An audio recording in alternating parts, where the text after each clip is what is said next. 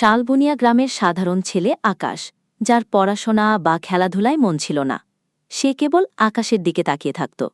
গ্রামের লোকে তাকে পাগলা আকাশ বলত। একদিন গ্রামের পুকুর শুকিয়ে গেল, ফসল নষ্ট হয়ে গেল। কেউ সমাধান খুঁজে পাচ্ছিল না। তখন আকাশ বলল, পশ্চিম আকাশে জমা হওয়া বিশেষ মেঘ মাটির নিচের জলের উৎস নির্দেশ করছে। প্রথমে সবাই তাকে নিয়ে হাসলেও মোড়ল তার কথায় বিশ্বাস করে তাকে অনুসরণ করলেন। আকাশ তাদের একটি পাথুরে ঢিবির কাছে নিয়ে গেল, যেখানে সে জলের ধারা থাকার কথা বলল। সবাই অবাক হলেও মোড়ল যুবকদের মাটি খুঁড়তে নির্দেশ দিলেন। কিছুক্ষণের মধ্যেই সেখানে পরিষ্কার জলের ধারা আবিষ্কৃত হল।